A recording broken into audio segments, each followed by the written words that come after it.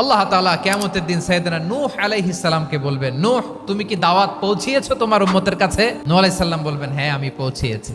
এবার নূহের উম্মতকে আল্লাহ জিজ্ঞেস করবেন, এ নূহের উম্মতেরা, তোমাদের নবী নূহ কি দাওয়াত পৌঁছিয়েছে? নূহের উম্মত বলবে, না আল্লাহ, আমাদের কাছে কোনো সতর্ককারী আসে নাই, কোনো নবী টবি আসে নাই, কোনো দাওয়াতও আমরা পাই নাই, আপনারাও চিনি নাই, জান্নাতও চিনি নাই, জাহান্নামও চিনি নাই। নূহ আলাইহিস সালাম বিপদে পড়ে যাবেন।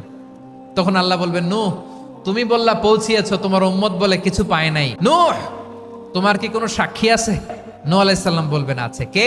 উম্মতে মুহাম্মাদি। তখন আমরা বলবো, আল্লাহর নবী নূহ আলাইহিস সালাম তিনি আপনি যা যা বলেছেন ঠিক তা তার উম্মতের কাছে পৌঁছে দিয়েছে।